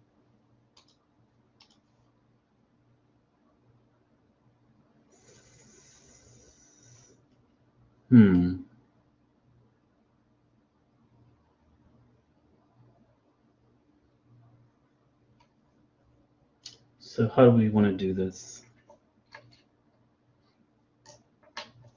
Okay. So I think my mistake is we should just be looking at the top part. So let me just draw this a little better. Okay. You take that line on that interval from 1 to 2. You rotate it about the line x equals 3, and you get a lampshade, correct? Okay, there we go. You get a lampshade. Okay. So this time, if you take a cross-sectional thing, you don't get just a circle, but rather you get an annulus, a washer, right? Okay. So how would you find the area of that washer?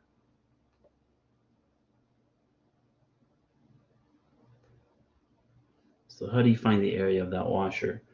Well, if you take a top view, you have a small radius and a big radius. Okay.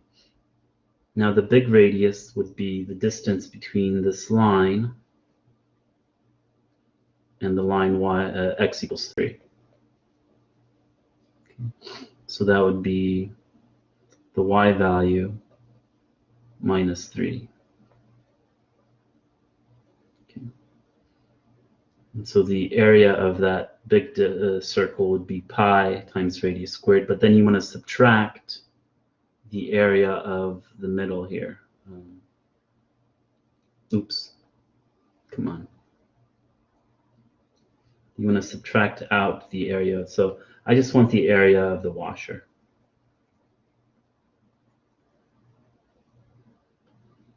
So we take the area, the big area, pi b squared, and you subtract out the small area to get the area of the angular region or washer. Okay. So minus pi and the so now this would be the distance between the line x equals 3 and the line x equals 2. So that's a distance of 1.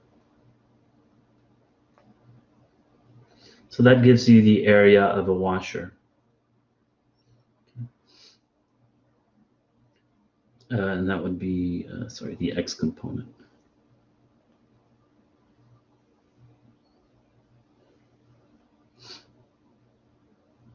Okay.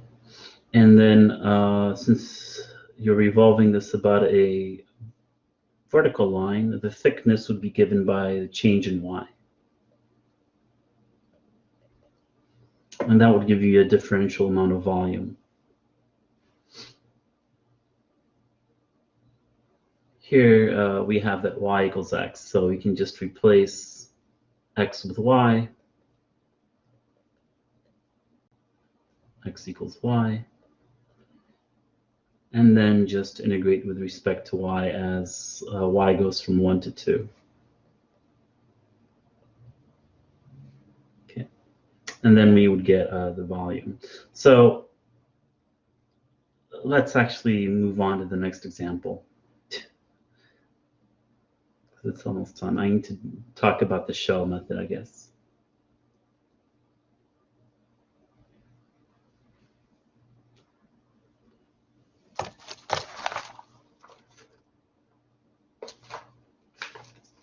All right.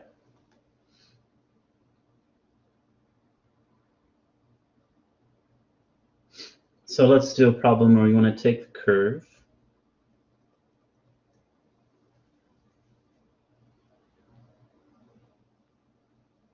Let's just keep it between, x is between 0 and 1. And you want to rotate about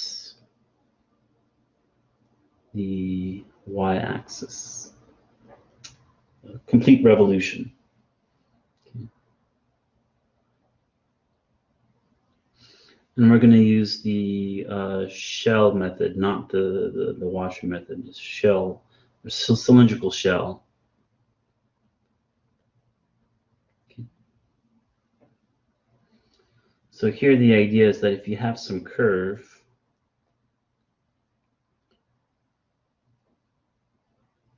and you're rotating, say, about the y-axis. Okay.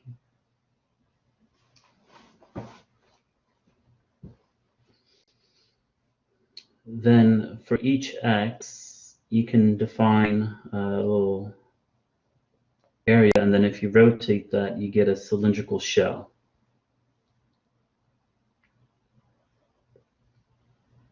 And you want to find a formula for the volume of that shell, right? So you take the circumference of a circle at x. So the circumference of that circle is 2 pi x. Because the radius is x. Okay. And then you multiply by the height. So that gives you, circumference times height gives you the surface area of a cylinder.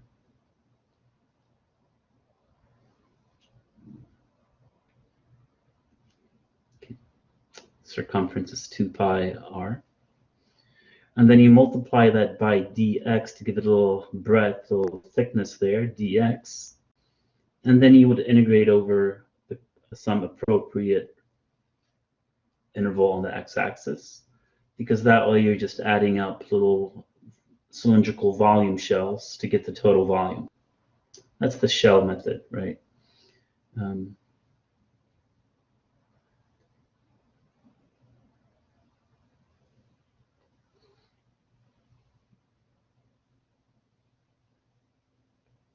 And what is the height going to be given by? Well, if y is a function of x, right? So in our picture, the radius is played by x. Let me draw that again more clearly.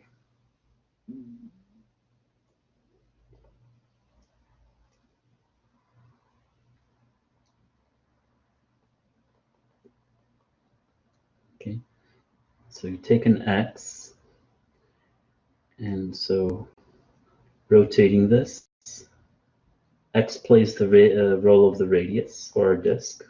So the circumference is 2 pi times radius, but the height is given by the y value. Yeah, y is a function of x. So the height is e to the minus x squared. So height is given by a function of x. And then dx to give this little thickness.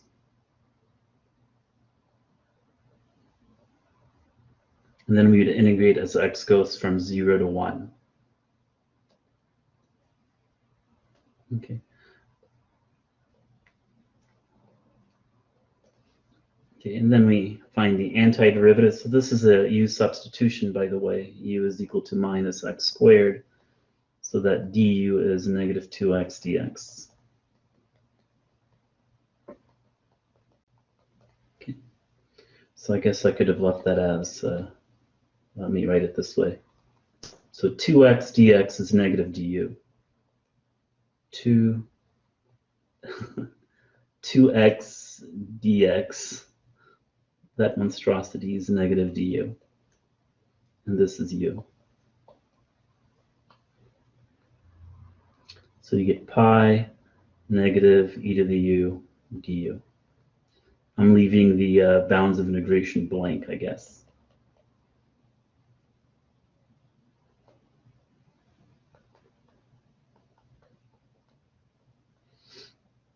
And back substitute. And then now, because we have the antiderivative in terms of x, you can plug in the original bounds.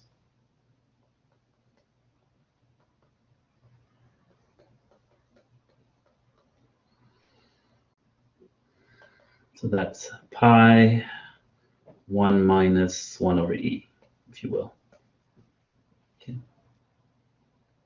So sometimes it's not possible to use like the washer method or the disk method, so you use the cylindrical shell method. All right. And maybe I'll do one more example of this. So let's call this 24.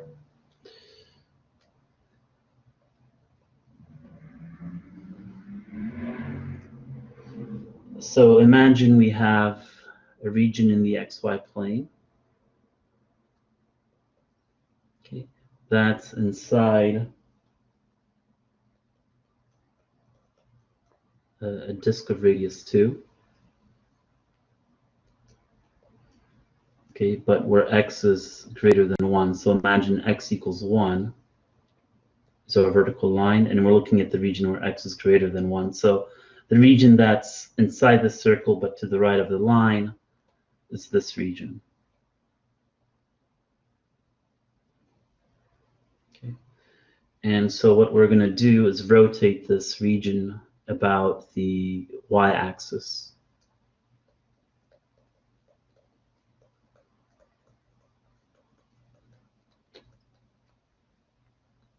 Okay.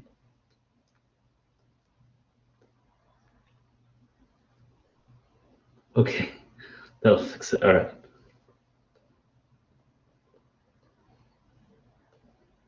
So we kind of get like this sphere with the middle bore out. So you want to find the volume.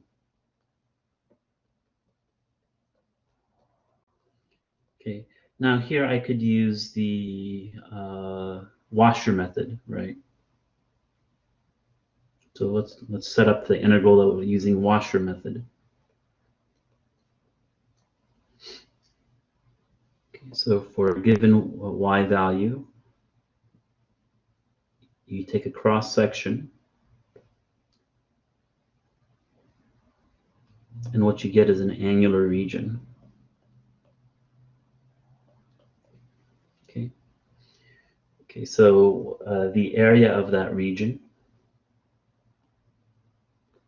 would be pi times the radius, the big radius. So that would be what? That's the x value, correct? So let's see.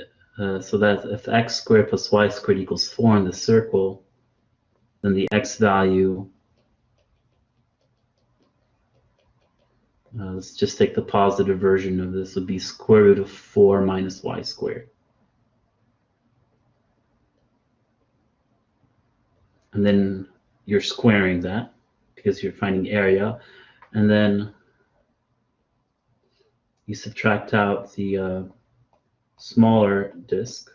So that has radius 1, as you can see. And then multiply that by dy to give this a little thickness. And then you can integrate with respect to y. And what would the bounds for y be? Oh, that's a little tough, actually. Oh, I didn't realize it was going to be that tough for your course. So that would be, let's see, where does the line x equals 1 intersect the circle x squared plus y squared equals 4? Well, x is 1.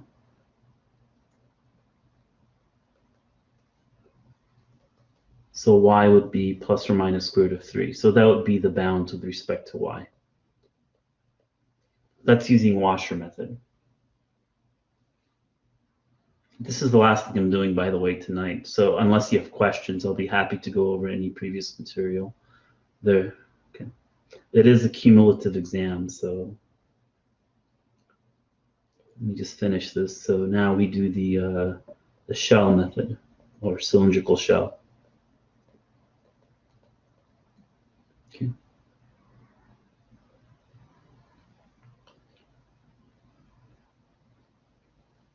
Right. So same figure. It's a disk of radius 2, x equals 1.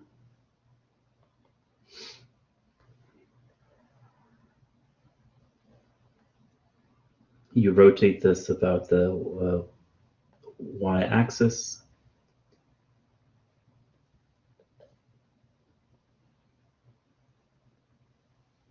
Okay. But this time we're going to use the shell method. So you take an x and you imagine you have a, let me draw it in red. You have a cylinder.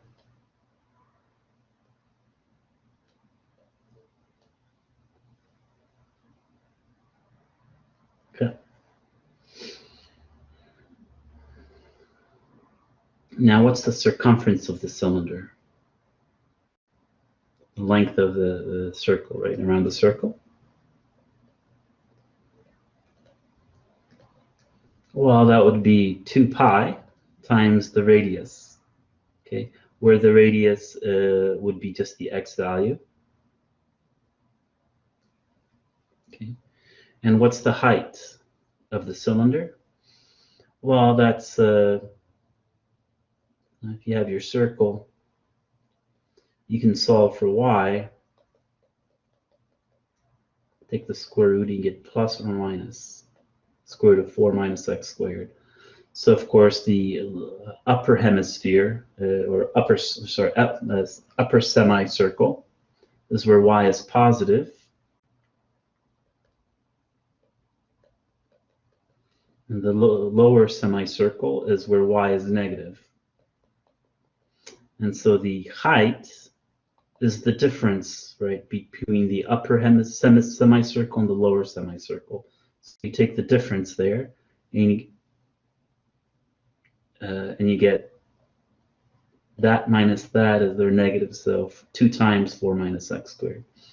Okay, so that would be the height. Okay, so then the area of that cylindrical shell would be circumference times height. Okay, and then all we do is multiply by dx to give this a little girth, to get a shell.